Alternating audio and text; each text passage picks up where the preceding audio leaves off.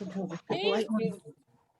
oops, we'll just start now, says she very slowly, waiting for Carol to return. And we thank you all very much for coming this afternoon. I'm just going to go through a little bit of housekeeping. First off, I'm Maggie Broadley, Programmes Manager, and my colleague Tabby Medalia, our creative producer, is here with me today. And Tabby is managing the webinar, so you will all be muted whilst our speakers are discussing our topic today. This is just to cut down on any interference that there might be poor sound quality. Tabby will also manage the chat. The chat can be accessed from your bottom bar, and if you pull that up and keep it to the side, if you think of any questions or any observations that you might want to put, if you're like me, I can sometimes think of them, and by the end of the webinar I forgot again. So if you want to put them in the chat, that would be great. Tabby will keep an eye on that. There will be an opportunity for discussion after our speakers today, and Tabby will facilitate that. First off, I want to thank our funders, Creative Scotland, who've funded our Creatives Unlimited programme. They're the main funders, but also to the Hollywood Trust, who funded the youth element of the programme, and to D&G Council for their ongoing support, and they've also supported the one of the schemes for Creatives Unlimited. So Creatives Unlimited is a series of a professional development, but it's more than professional development. It's about bringing broader perspectives, supporting people. So we have 3 streams: growing leaders, growing ambition, and growing visibility. Our webinars, like today, bring in speakers with a broad range of expertise across art forms, organisations and locations to share their own unique perspectives. I great pleasure in introducing our guest speakers, but first I might just want to have a brief overview of the topic today, which is hopes for arts and creativity post-COVID. Sponsored by a recent article in the Herald by the outgoing chair of DGU, Cathy Agnew, who I see is here today, which is wonderful, and our incoming chair, Stephen Lacey, also here today. But we were talking about Cathy spoke about the sheer resilience of Scotland's rural arts sector, despite limited resources, which are now stretched more than ever. Her question, and the question today, is how to strengthen partnerships between arts organisations, communities and councils. Safe to say no one will have all the answers, but we hope today's discussion contributes to the start of this important conversation. So, introducing our guest speakers, we have first of all, we have Jillian Eason, who's Executive Director of Creative Dundee, Nick Harfide, Chief Executive of SOCI, South of Scotland Enterprise, and Paul O'Keefe, who's the President of the Federation of Small Businesses in Dumfries and Galloway. Now, each of these have many strings to their bows, so I am actually going to let each of them in turn say a little bit about themselves, and we'd like to start off in alphabetical order with Jillian, please. Thanks. Thanks so much, Maggie, and thanks for the invite today, and it's lovely to be here and see a couple of familiar, friendly faces as well. So yes, I founded Creative Dundee as a blog, which I initially set up to unearth what was happening in my home city, but wasn't being very well documented at the time, or wasn't very visible. That was back in 2008. A lot has changed since then in Dundee, and Creative Dundee has gone from being quite on the fringes as such to becoming quite central to the developments of the city's cultural and creative scene. So we have a website, we run events, but we ultimately are involved in this strategic fabric of helping nurture the city at both a local, national and international level. And that's me. Oh, and sorry. The only place I've managed to escape to since the pandemic has been Port William. and the Galloway area when it was when it was legal and allowed. But we took our son there just for a couple of nights, which was a lovely trip just before going back to nursery. So it's really nice to be connected again.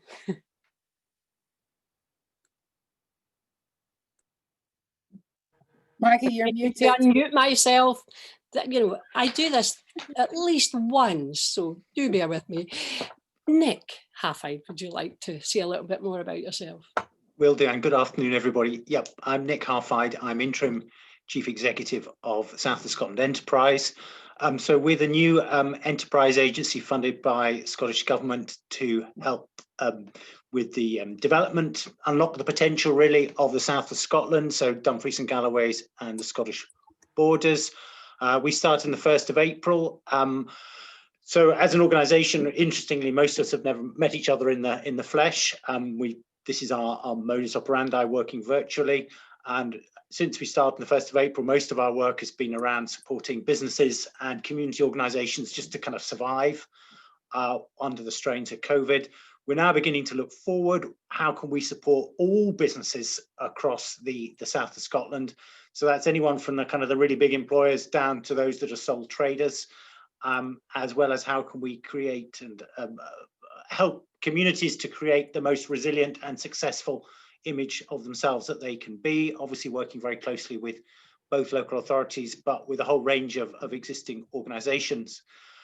My background is in rural development, which over the years I've done both through Nature Scot, which used to be Scottish Natural Heritage, and also the Cairngorms National Park. So really looking forward to the discussion this afternoon. Maggie, you're still muted. Well, maybe I should go for the treble. So, thank you very much. And now, last but obviously not least, Paul O'Keefe, would you like to say a bit more about yourself? Hi, thanks Maggie, and hello to everyone, and thanks for having me.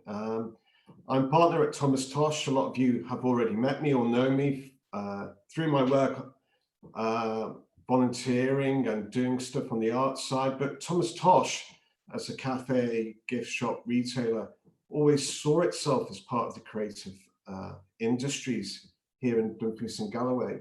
It never saw itself as being separate from that. So it's great to be part of this discussion. And with my other hat on as well, of working for the Federation of Small Business, volunteering for them, I'm happy and glad to take part in the discussion with that hat on as well.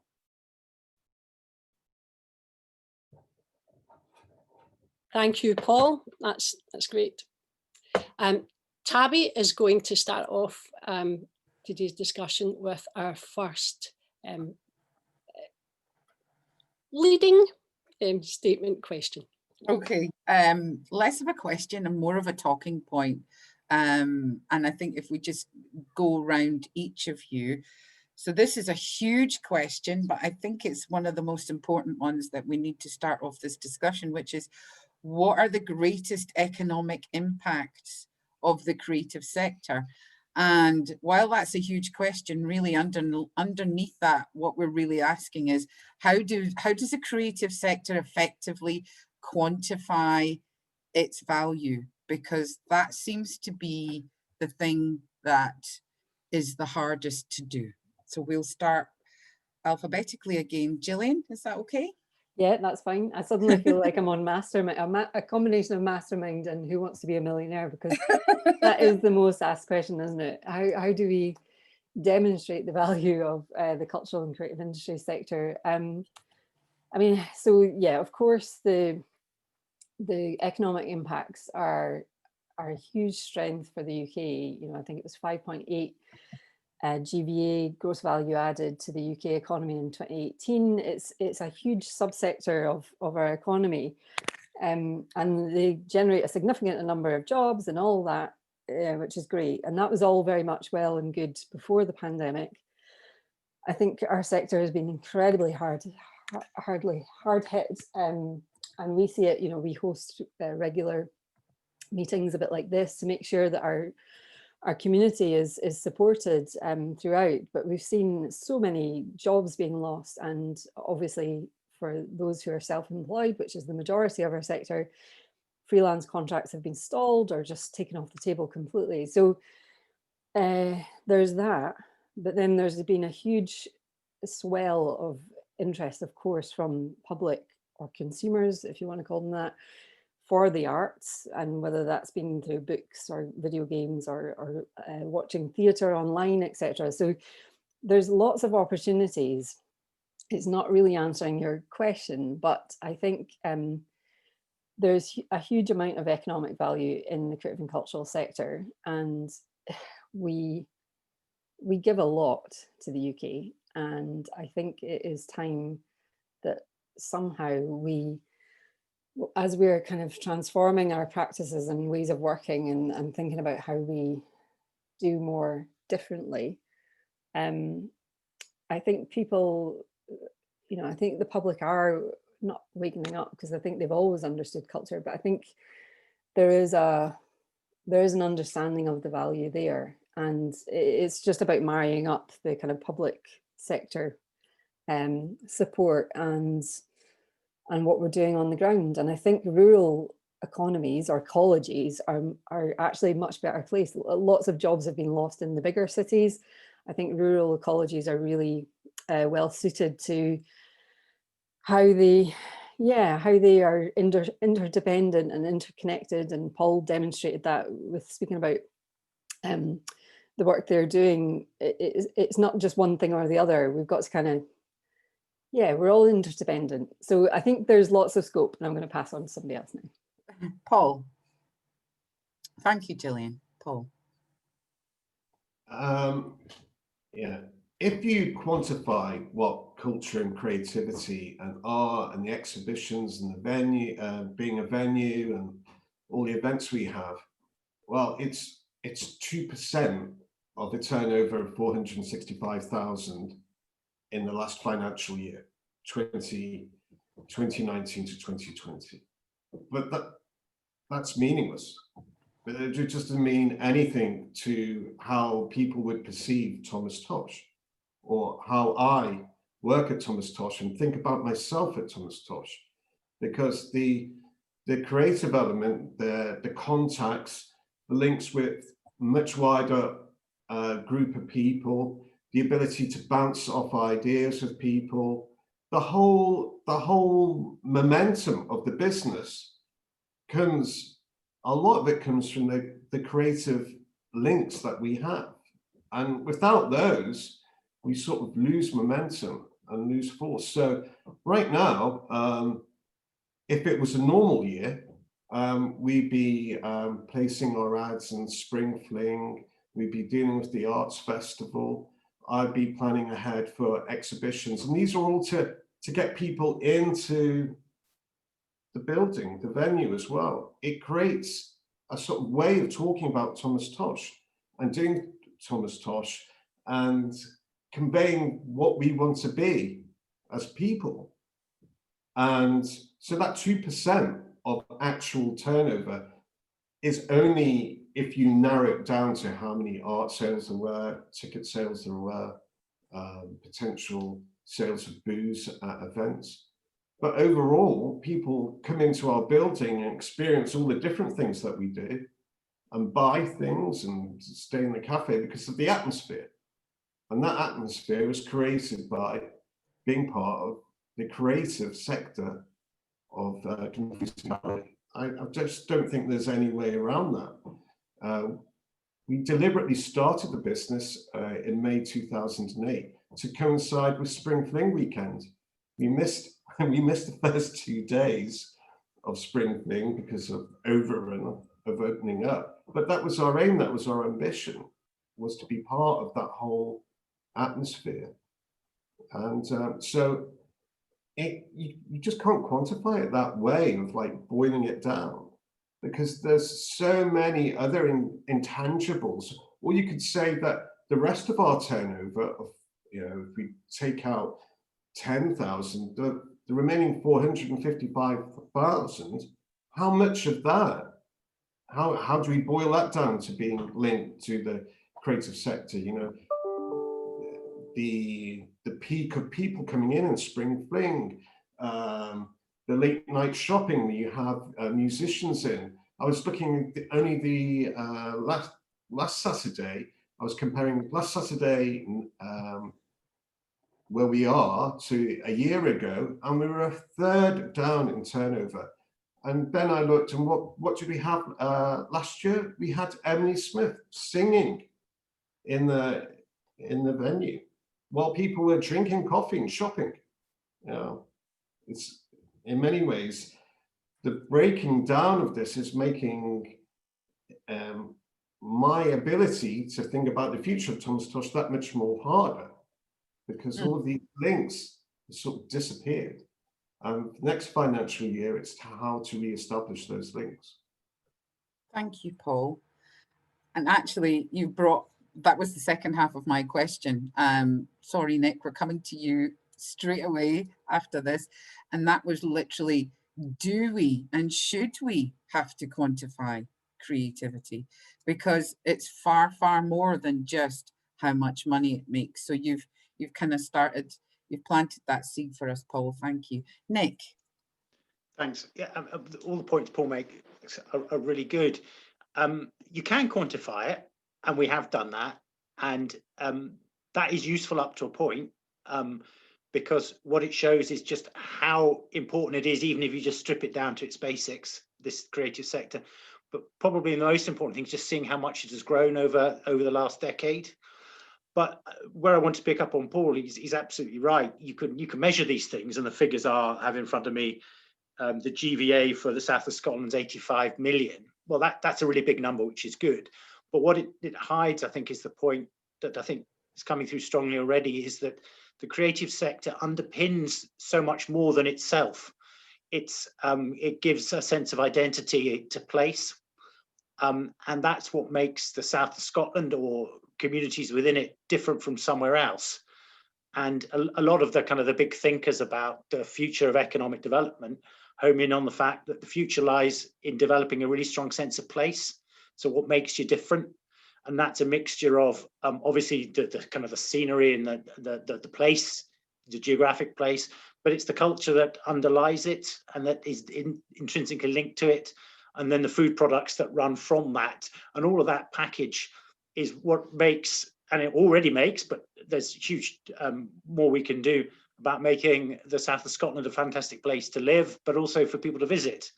So you have that all that tourism economy on the base of that, but also the things that are economic benefits that it's even harder to quantify are all the social and health benefits, which have an economic benefit as well, because if you're healthy, you then go to work, but are important in their own right. So I think with my ramble, what I'm trying to say is, as an enterprise agency, we recognise that the creative sector in all its breadth is one of the key underpinnings of the future of the south of Scotland.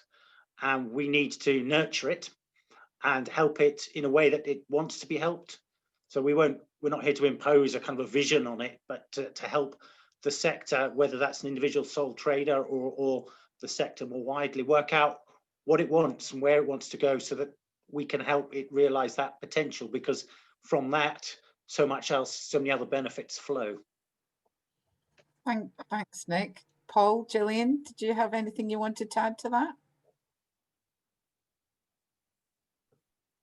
No, I just concur. I would just definitely concur. And as well as the creative stuff that we're all doing as businesses, it's also how we work along just community groups as well, that may not even be on the radar, as it were, in the way things are talked about and looked at, especially when it comes to funding and stuff. It's all the voluntary stuff people are doing. It's all the little historical societies that are all around and stuff. And how does that all connect? And whether that gets lost as well in this recovery sort of agenda and debate. Yeah, and yeah, I mean, I firmly believe that creativity and culture is absolutely what's required for progressive social change and a future. So yeah, these things are absolutely aligned, and I think often we in cities, even though we're quite a small city and could be considered a town really by our size, we often dominate what else is happening in our regions. But I think it's time, and we're certainly actively trying to address the fact that much of our resources come from our surrounds, and how do we readdress that balance? Because as was pointed out, a lot of the sort of provenance of what makes our character as a place comes from, you know, our natural surrounds and our food and agriculture. So yeah, I'm really excited by that, but it's quite a minefield of stuff to kind of think through, but it's exciting.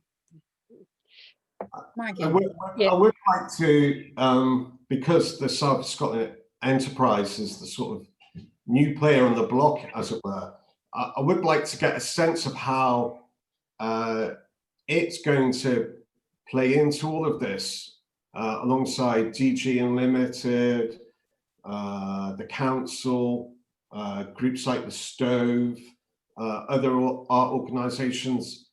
Nick, you say that South of Scotland Enterprise is open to all businesses, but what specific support do you have, and how does that play into the creative industry?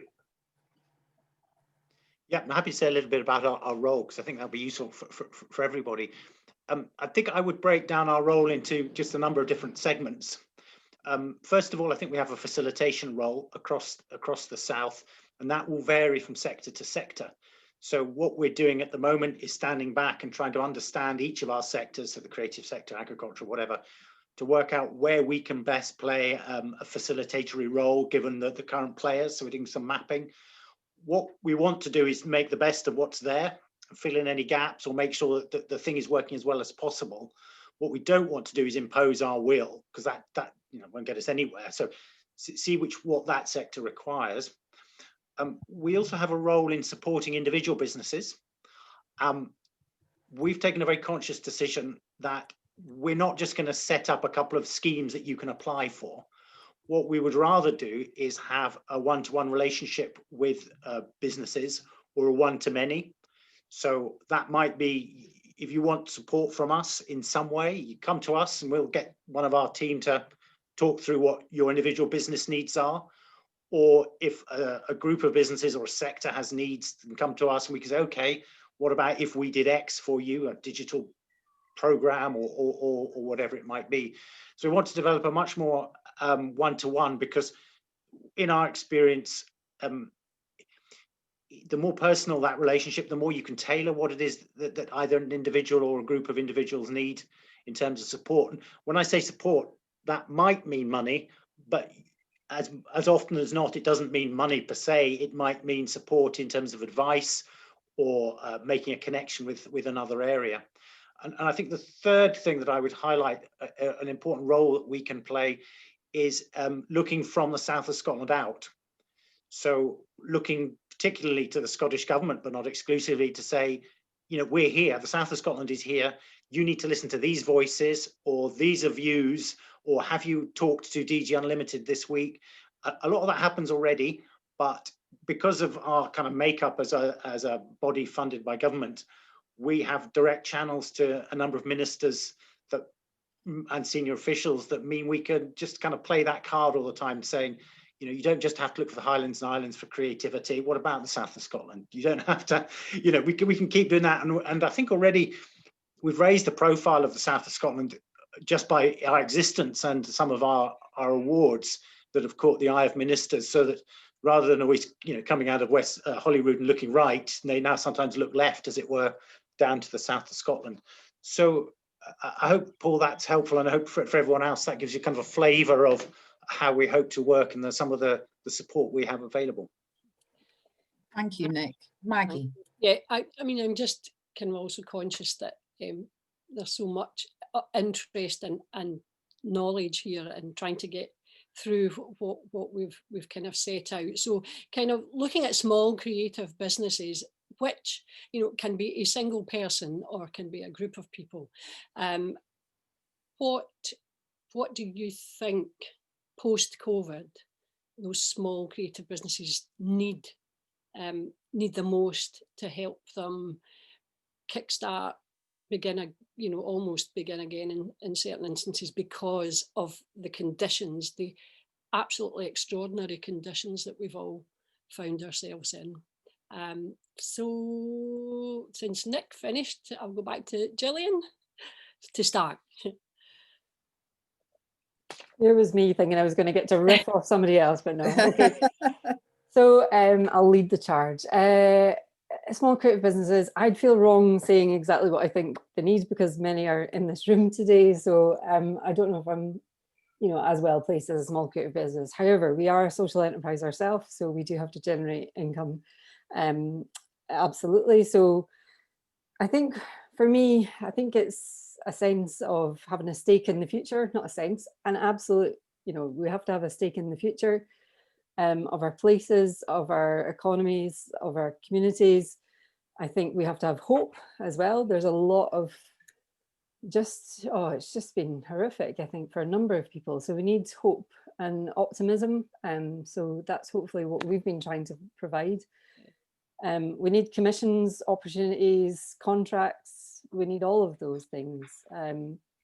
We need visitors. Dundee hilariously has built itself up as a cultural tourism city. Let's say that within this closed but recorded session.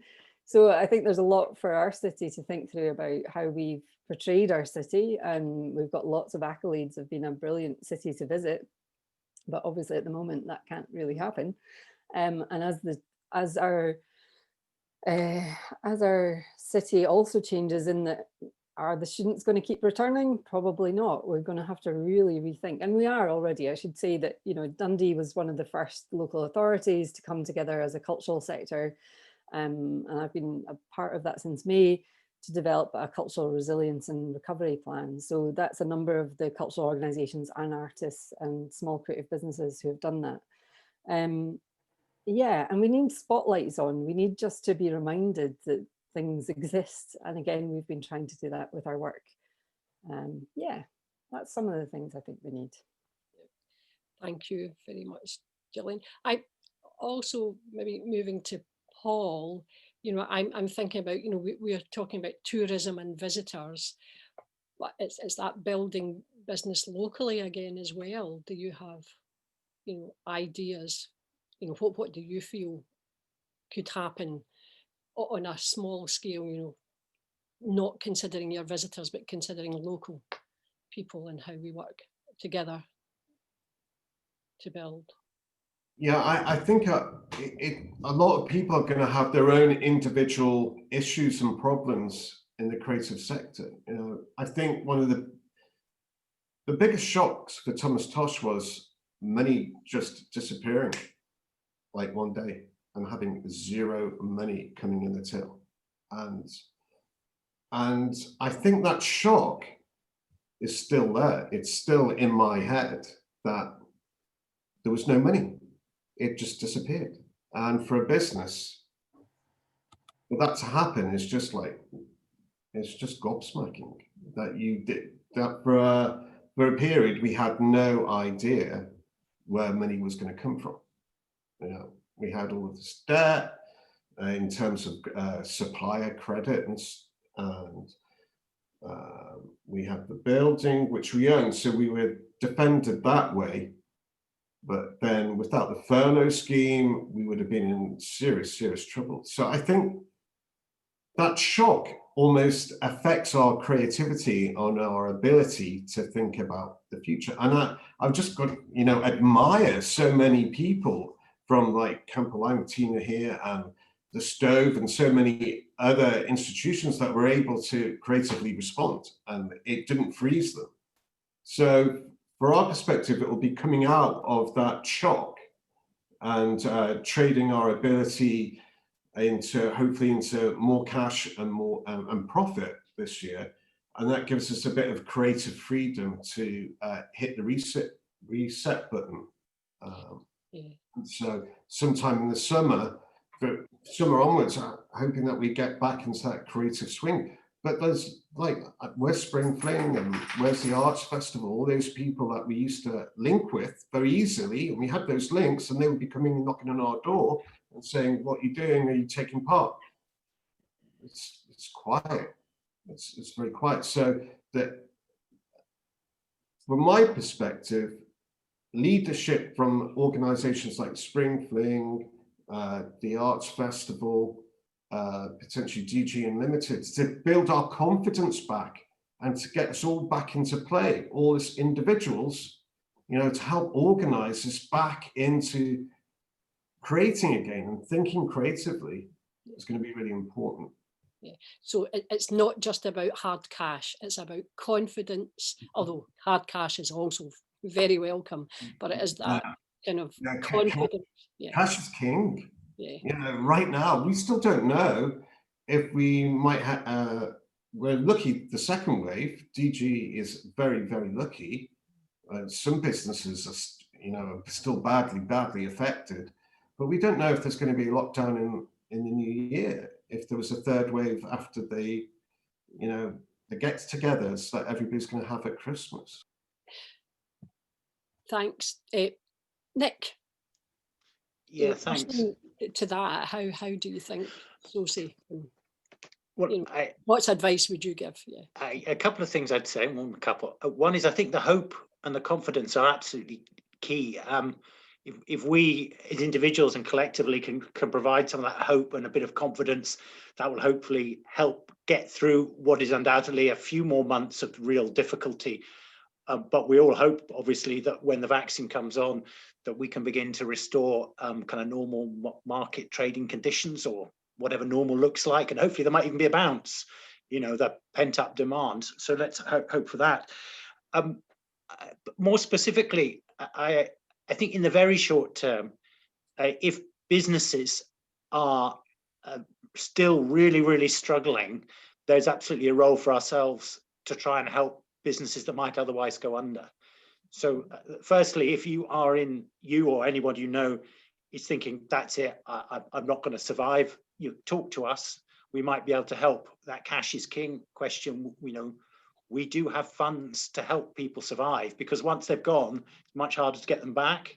So we're still in that survival mode. So please, that message must go out. Talk to us. We have already supported a large number of businesses, and some in the creative sector. And we're really willing to do that so that we help people survive. But beyond that, and assuming, you know, businesses are able to reopen or to regenerate themselves, I think a couple of the lessons we've learned is that all businesses, whether you're a kind of one person band or whether you employ hundreds of people, a number of those businesses probably need to look under the bonnet at how well they're running as businesses. And if they need support, they can get support from us or from Business Gateway in basic, just how you run a business well, so that you've got the wherewithal to survive shocks, or you've got all your loans in order. So we can provide that kind of nuts and boltsy stuff. But I think the other learning point is really about digital. I think many of us were surprised both by how quickly a lot of folk went online, but also how unprepared others were about working online. And I know it varies depending what sector, part of the sector you're in, but we were amazed that some of the businesses we were working with had no digital presence at all. And I think for many, that's, you know, that may have been a luxury before, but is now pretty essential. So again, if people are needing help with developing those skills, come and talk to us. We may be able to help or point you in the right direction. And I think the final point from me, and it's a bit of a plug actually for something we've supported, although the local market is obviously really important, getting visitors to the south of Scotland is going to be part of our regeneration. And the support we provide to the South of Scotland Destination Alliance should hopefully do that and provide some of that hope I talked about. So this is us providing 5-year funding to the South of Scotland Destination Alliance, bringing all those tourism folk together to plan their own future and to then market the South, because we've got so much to offer. We've got fantastic scenery, not a lot of people visit, which is good and bad, you know, room for more, and fantastic businesses and experience for those once they get there. So I think supporting that marketing of the region is going to be really important as we move forward. Brilliant. Thanks very much, Nick. And Jillian and Paul. Oh, Paul. Sorry, I'll defer to Jillian. Sorry. Okay, Tabby.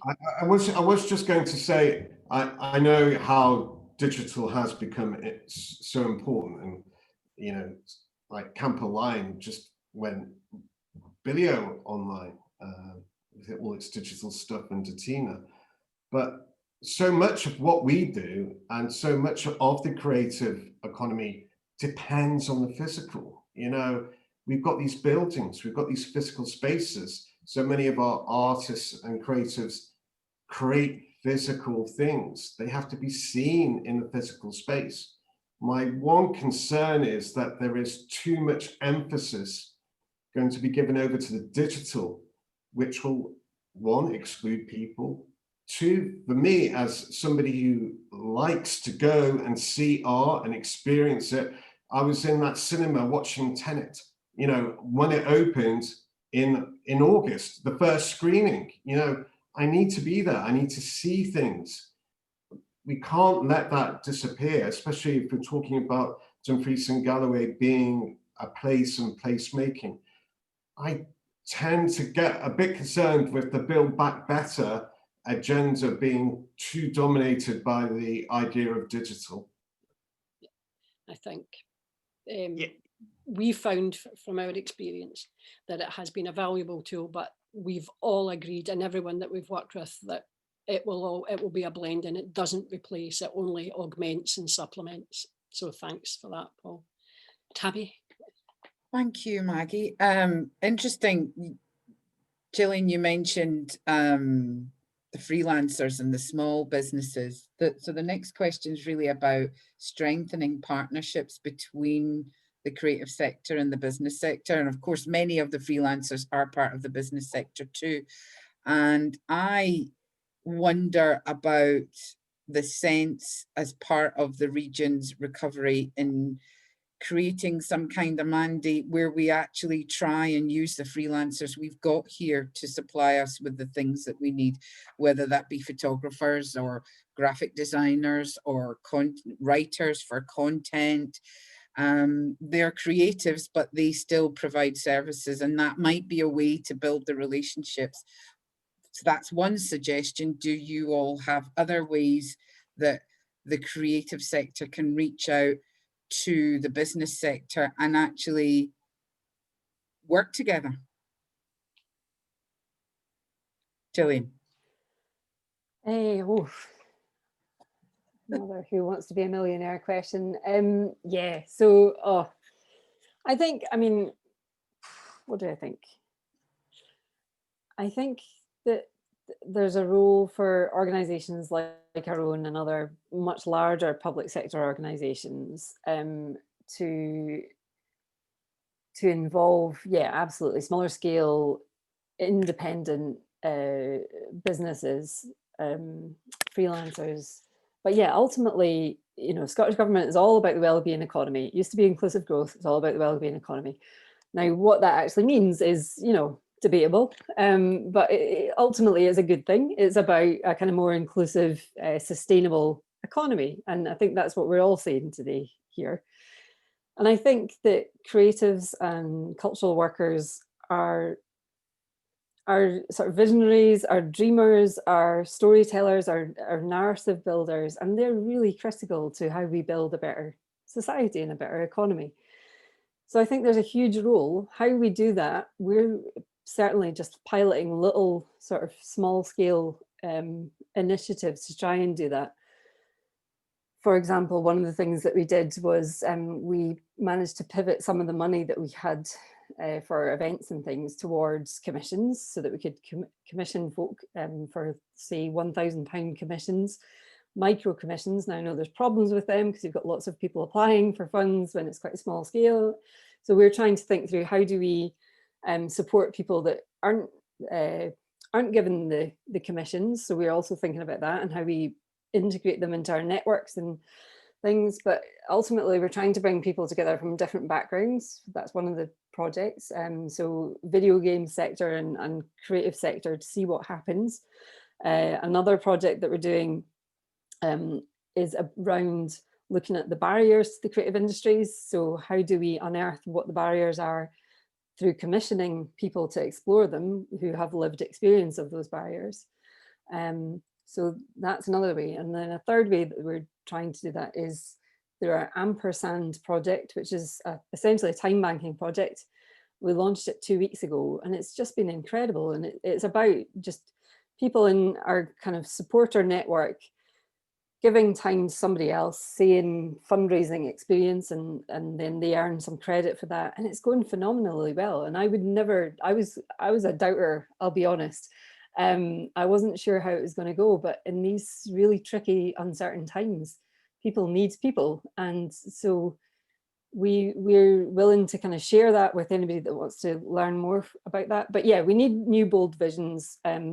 We need to be on the right side of history. We need to look at equalities. We need to look at how we're including people in processes in our sector. Yeah, it's all about social justice for me, and environmental justice. That's what we're trying to make sure that Creative Dundee is always thinking about, always thinking about. Thank you, Jillian. Paul? Yeah, I think that idea of links is really, really important, especially as some of us, like me, may have lost some of our creative flow, then to be linked up with other people to get the whole thing going again, I think would be really valuable. And so that is an area that existing bodies within D&G could look at. But as Jillian's been saying, it's like making it worthwhile. You know, don't want to micro commission people to death. You know, if there was some way of linking people together to get everything back on track, but make it worthwhile for the creatives involved, I think that'd be really good. Thank you, Paul. Nick, did you want to add anything? Yeah, this is not fully formed as an idea, so bear with me if it doesn't make quite sense. But one of the big initiatives to come out of Scottish Government is around community wealth building, which has been piloted in North Ayrshire, which is really about saying, particularly the public sector, but it's also to some extent true of the big privates, they commission a lot and they have a lot of money to spend in effect. But often when they commission, that money leaves the area. So how can you get the council, hospitals, when they're commissioning, to commission from local firms? So if they're doing catering, how can they commission from local food suppliers, for example? But I'm wondering in my head how that fits into the creative sector. Are there elements of what these big public institutions do that they could commission locally from the creative sector more? I mean, the obvious kind of one in my head is around sort of some social work, some of the mental health services. Can they commission those even more from the local creative sector, for example? So I'm wondering if there's something worth pursuing in how public money is spent on services, whether more of that can go to elements of the creative sector, but locally, so that that money stays locally and then gets recycled locally through the economy, rather than it necessarily going kind of miles away. Yeah, I agree with that. And there are examples of that already. We have a local poet who has been working with a Scottish dementia charity, and he's been doing poetry that they and workshops that he then does with their patients. I was commissioned to do podcasts with a trisomy charity, which is a genetic disorder in small babies. So it is possible, and some kind of shop local mandate, I think, would maybe not give everyone work, but I think it would give everyone hope. Yeah, and it would be a really good sign. Oh, absolutely. And I can say from experience here as well, creative services like design, marketing, advertising, etc. as well, that would be a really not easy thing to do, because it wouldn't be. But I think that keeping procurement local would be incredible. I'd be very jealous of that. Well, I think it would also make Dumfries and Galloway shine out in Scotland. If Dumfries and Galloway collectively said, as part of the COVID recovery, we are all going to shop local first to build our regional economy, that would be massive. That would get into the papers and all sorts. Sorry, I'm thinking with my producer head up. Well, Maggie.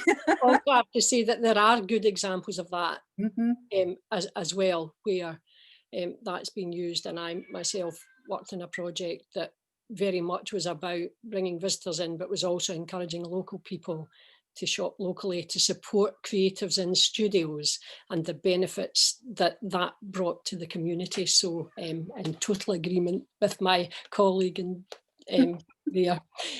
Right, we're going to, we have a last question, but what we're going to do is actually ask our panel to just, you know, a very brief answer about that. And then we think we should open it out to the floor and ask you lovely people out there to contribute your thoughts. So really, in terms of the question, it's really just ideas on just starting the process of recovery and for creative businesses and how we can build and strengthen links. So it's like a very quick, is it that elevator pitch? Is that what we're going to ask you all? Well, we've already had one idea, so we've got local mandate.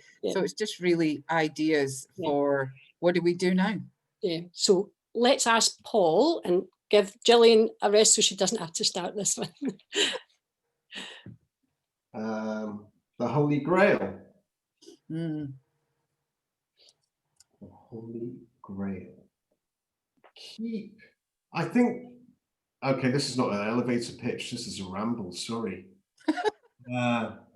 I think one of the things that has happened over the 12 years that I've been involved in, or 13 years, been involved in one way or another with arts in Dumfries and Galloway, because the first thing I did was I was a drama convener at the Arts Festival, commissioning stuff for the Arts Festival in 2008. And one of the things I've noticed is that Dumfries and Galloway's sort of art scene has become more fractured. It's harder to know who to go to. I guess in the old days, we all went to Dame Barbara and Kathy. But now it's become more fractured and more, that's a great thing. There's more people involved and, you know, there's more views and stuff. But I think knowing who to turn to more easily would be a good thing. Okay, that's great. Thank you, Paul. And Nick. Thanks. I feel a bit of a fraud answering this question because I'm not running a creative business in the south of Scotland, and I think so. If I would turn the question round, what is it that businesses need most? Not just business, commercial business, but just folk in the sector. Is it money to help support them? Is it actually promotion, or is it local campaign? So getting a voice out of the sector about what we in the public sector could do best to support them, I think would be my answer. Okay, thank you. And Jillian? I think I've shared all my ideas already. I think these conversations are incredibly valuable. They are very time draining, especially if you're not getting anything back. And I appreciate that that's really difficult to engage with. So how we make it fairer for people to take part and have an equal stake at the table, I think is really important, because a lot of people are paid to be at things, and then other people, you know, work for organizations. So I think we've got to do more around that. But yeah, creatives and cultural sector folk are absolutely essential to the new future that we're going to have together. Thank you very much. Now, actually, I mean, we are going to open it out to the floor, so get your think caps on, but I do have some questions that have come in. So from Mary, would you want to ask? Yeah, go on. Hello, hi. So my name is Mary Morrison. I'm based on the other side, in the Scottish borders, and I manage a project called Cabin, which is the Creative Arts Business Network. It shares some, you know, sort of aims with DG Unlimited, but obviously, you know, some differentiations as well. But it essentially supports creative businesses and organizations, and we get our fingers into lots of different pies and develop lots of different initiatives depending on what we feel is needed. So the project sits within Live Borders, which is the Culture and Sports Trust in the Scottish Borders. So, so it kind of sits within a public sector setting, but it has a distinct identity. And we've actually, because Live Borders, we've been on furlough since April. So I'm just kind of re-emerging and reconnecting. I'm also a creative business myself. I'm an artist. So that's kind of interesting. So I suppose this is fantastic for me because it's about, you know, kind of plugging straight into what we're trying to get a sense of, and we're about to do a kind of quick survey out to our network, as it were, to just get a sense of where people are now. But what I wanted to say, I think kind of Nick was saying, well, sorry, I will come to my questions. What do kind of businesses need? So, and I know I'm due to speak to Melissa later this week, but one of the things that I've been doing as part of the Culture and Creative Industries Working Group, which was preceding SOSI setting up, was gathering a lot of the information and research to date. Obviously, so much has changed in the last few months, let alone the last couple of years, but there is a wealth of information. So there's some kind of key things which I believe will continue to be key issues for the sector. So I think there's a good starting point there. And then obviously kind of fresh conversations can be, you know, facilitated by the different organisations. So the two questions that I sent to Maggie there were around that, you know, clarity about, you know, for creative businesses, are the routes clear in terms of accessing support? So this is quite a technical question. So SOSI is now established, but I was wondering how, for example, Business Gateway and the local council's economic development teams and staff sit in relation to the new agency, because since I've been back and just in the last couple of weeks on unlimited hours, I've kind of contacted some colleagues in economic development and found that they're now employed with the new agency, which is, you know, so fantastic. So, but I haven't quite got a sense of, you know, yeah, are those routes still there? So for, you know, so that was one question. Is it clear, you know, who do you go to? For example, you said, you know, there is that offer of support for individual businesses, which sounds fantastic. And my second question was what support, if any, so these are questions for Nick, what support, if any, could the new agency give to capital projects, for example, the establishment of workspaces and facilities for the creative sector? Thank you, Mary. Thank you for those two questions. Nick. It's like ramble around, but yeah. Yeah, no, Mary, thanks very much. So on the technical questions, first of all, we work incredibly closely with both local authorities. We've only been in place since April, so we haven't quite worked it all out brilliantly well, exactly who provides what support. But I see that as our problem rather than yours. So if you have an idea, come and talk to us and we will sort out exactly the route that goes to, whether that's Business Gateway or ourselves or another part of the council. So we'll sort that bit out behind the scenes. And yeah, we can potentially do capital and revenue funding. So the most important thing is come early to us with your idea and we can then help you develop that. And once that's in the state that you're kind of happy with, we can then provide the support that's part of that package. So rather than you having to fill out endless forms and then be told you haven't qualified, talk to us early on and we will help guide and take that forward in a way that works for you. And we've been doing that already with a number of companies, some of which, you know, we've already announced, and that seems to work quite well, that sort of working more closely together rather than just ticking the boxes type approach. Thank you, Nick. Thank you. Does anybody have any questions that they would like to, or anything they want, any comments they wanted to make? Your own I think elevator there pitch? is, sorry, on the economic development side, there is this sense that a lot of us have is that the council has sort of given up on, not given up, but sort of handed over gently economic development agenda over to your side, Nick. I think that may have been caused by the fact that in employing staff, some folk have joined us from the council, but we're very clear, and I think the two local authorities are as well, that we're doing this jointly. So as an example of that, one of the really big funding opportunities in town at the moment are Borderlands, which is a city growth deal. I always get the words mixed up, between ourselves and Westminster.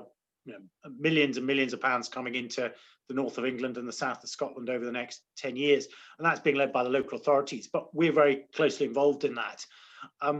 Where we will seek to clarify really as soon as we can is around the small scale support through Business Gateway, where we're still closely discussing with both local authorities how we can do that, because from a customer perspective, it does seem odd at the moment that there are two very separate routes to go down for support. So we want to make that as seamless as possible for a business, so they don't have to worry about, well, should I talk to them or talk to them? They just have a single point of entry, and we can then do behind the scenes, work out where the money's coming from, or the advice, or the workshop, or whatever it might be. Thank you, Nick. Anyone else? Hi, Peter. I'm just trying to find you so I can unmute you. That's it. I'm unmuted. Yes. I suppose it's really a question. The development of the South Scotland Destination Alliance is hugely welcome. My perception is that the cultural sector in the Highlands is brilliant as a driving force for tourism, but also as an export. And I suppose the question is, or the thought is, whether there's a need or a benefit of a South of Scotland agency which looks at cultural development across the south of Scotland, if they're or if the existing organisations do that perfectly well. Who were you asking that? The whole panel? Sorry. I think I was just putting it out there. Just put that out there. Paul, do you have anything you want to? Well, if you go back into history, there was Dumfries and Galloway Arts Association, wasn't there? And then that sort of fragmented, and part of that went to DG Unlimited, and part of that went to the council. And so I guess what Pete wants is a new super DG South of Borders Art Association, I think, Unlimited. Well, I suppose it's whether that would be able to attract better investment in the cultural sector across the south of Scotland. If it was able to do that, then I think there would be benefit. If it's not able to do that, then I think there's probably existing organisations such as DG Unlimited, Live Borders, which are carrying out the Old Arts Association function well.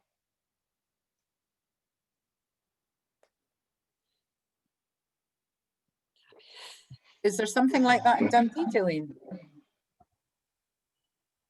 No, I mean, we, what do? We have a kind of cultural development group that is made up of cultural organisations in the city and beyond, actually.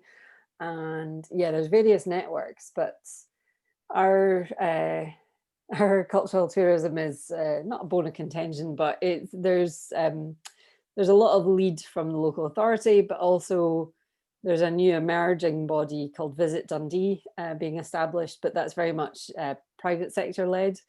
So how the two sit, is sometimes interesting.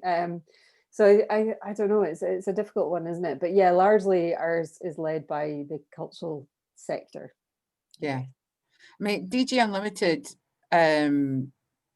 is part of the partners group, and I think that group and it has representatives from a number of the leading arts organisations. I think that's kind of going towards that in terms of us all talking and comparing notes. Maggie, you wanted to I think share an idea.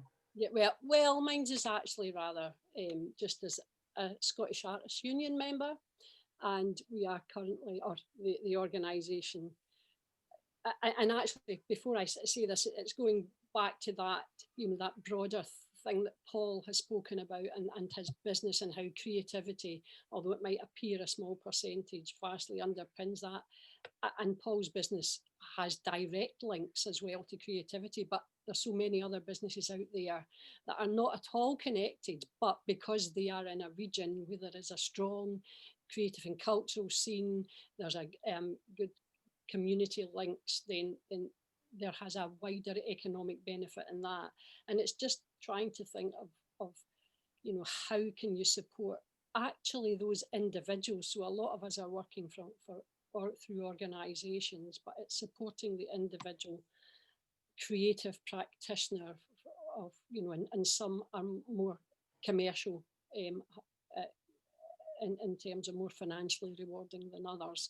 But it's, so the Scottish Artists Union is exploring the idea, and it's been mooted a lot about, you know, and now I wouldn't say a basic universal income, but there being some form of payment to creatives to help support. And it's not a handout, because it's in recognition of what our industry achieves as a whole, but also all those individuals out there who are passionate and committed to, one, their own art for art's sake, but two, for the contribution that they make, and that we are being constantly and increasingly asked to make across health and well-being. It's not that we don't object to that. We've always done this. That's part of, I think, who we are, that we always do this. But actually, maybe it's time for there to be a little, you know, regular income that comes in that frees us up to then be more visionary. And I mean, I'm a maker, I'm a ceramicist. All the discoveries through industry that have been made by someone working with their hands. It's the same with the creativity and thinking creatively. So that's me just doing my little bit of my union member thing there, and seeing that might be a consideration. Okay, I'm mindful of the time. Kathy.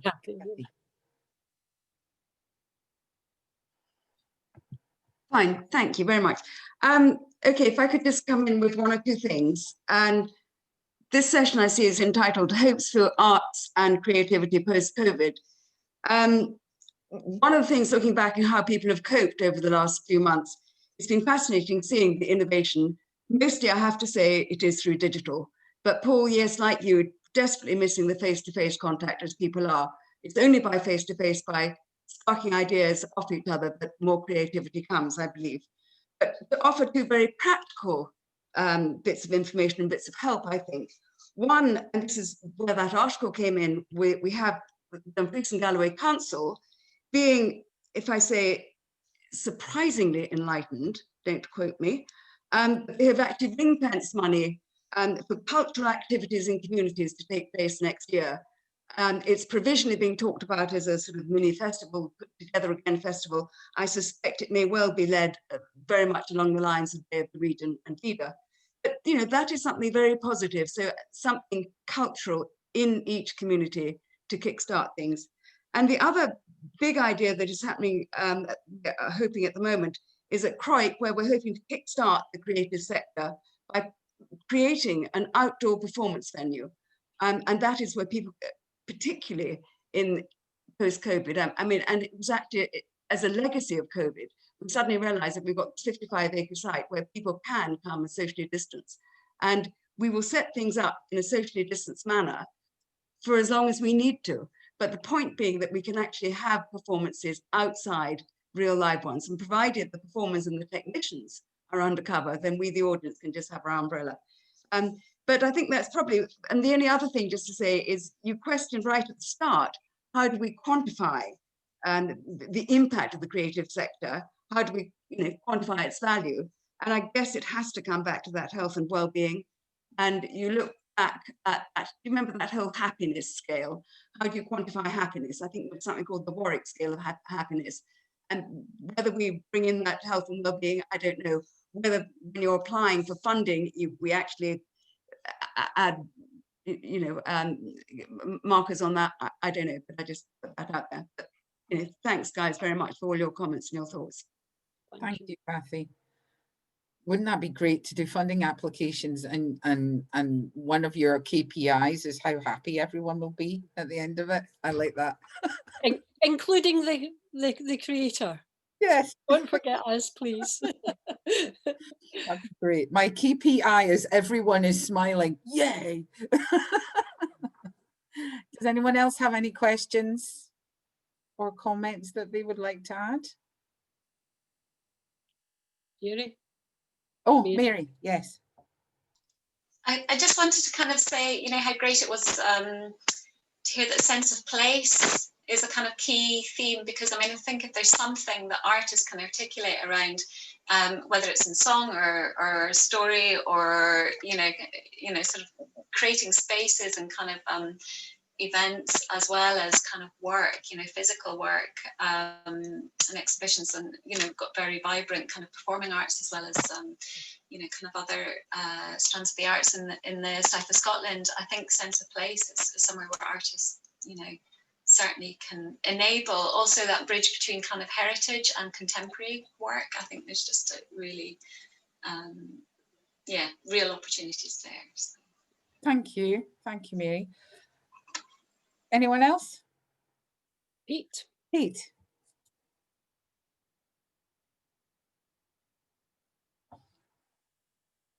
Oops. I think Pete has frozen. He's frozen. Yeah, we've lost him, I think. Anyone else want to add anything?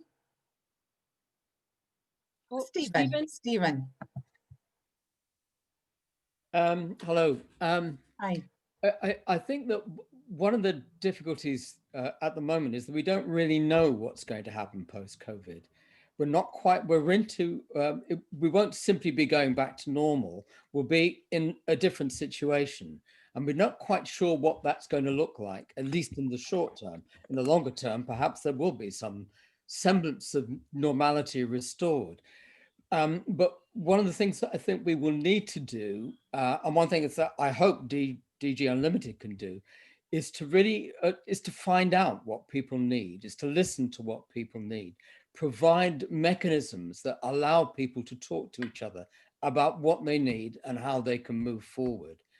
And I don't really know quite what that will look like at this stage, but I suspect that different art forms will have different needs and different mechanisms for coping.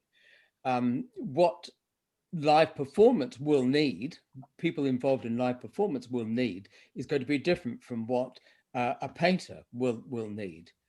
And we have to be alive to all those different sorts of needs amongst our arts community, and try and find ways of giving people a voice so that those needs can be expressed. And then we stand a better chance of finding a mechanism by which we can help them, or mechanisms. Yeah, I agree. Brilliant. I agree. Yep. And we've got a whole conversation about what to do about all these events. You know, we've been talking about small businesses and freelancers, but our region and many of the regions in Scotland are reliable on wonderful events that support all sorts of different types of creatives. So we need to figure out how we can help the events It's access what they need as well.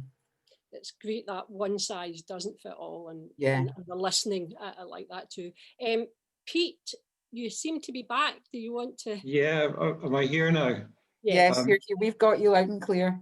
Okay, so I suppose what I was going to say was, to me, the crisis highlighted what was already there in terms of the real lack of stability for freelancers right through to some of our key organizations.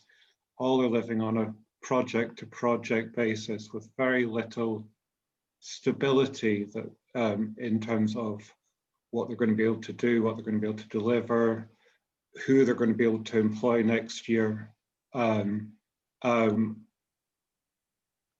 I don't quite know what the answer to that is, but I would love it if there is something that is looked at which gives a little bit more stability to individuals to develop careers, organizations to plan what they're going to be able to deliver, and be able to really spend less time worrying about planning for applying for money and more time delivering good projects.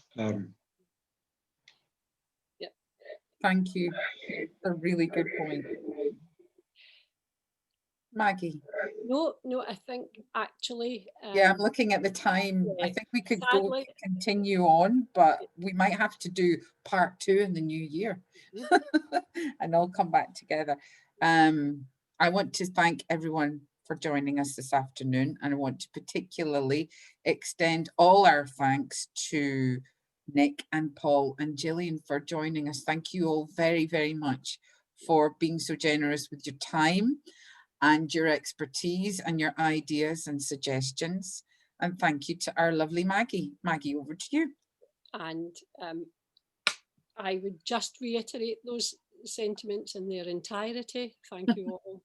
It has been a really interesting and you know, it's that thing that at the moment there are probably more questions than answers, but by gosh, there's a huge amount of will and passion and desire that we shout out loud and proud about what creative practitioners, creative organisations can do. We want those that can help us longer term to listen and to put in positive steps that will allow us to fly and which will also enable our communities, and I put those first always, to thrive, ably supported by our creative community and our business and entrepreneurial community as well. And then there's education, there's a whole load of other things in there. So thank you all. We will be sending out a feedback form. Please do complete it. We look out for more notifications of other webinars. Webinars will not be going away. They have provided us with a great tool, and we had our AGM and circuit event last week, and it was agreed that our visibility and our ability to help and support the creative and creative sector had been enhanced, but it's not a, it doesn't replace that. My final thanks goes to Tabby, as always, who has been a marvellous co-hostess along with me, and our guests. So enjoy the rest of your afternoon. I am now away to play with 2 small grandchildren because Monday's Granny Day. Can I just very quickly say that this event was videoed, so we'll be putting the video on the DG Unlimited website, which is dgunlimited.com. If you want more information about any of the things and how DG Unlimited can support you, the contact details are on our website. And if you email us, I'm sure we can pass on the relevant email address to get in touch with Nick or one of his team. So get in touch if you need us. Yeah, yes. I'll finish with, we're not just for webinars, we're not just for COVID, we're for all the time. Okay. Thanks, everybody. It was lovely to see you. And thank you to our lovely panel, Paul, Jillian, and Nick. Thank you so much.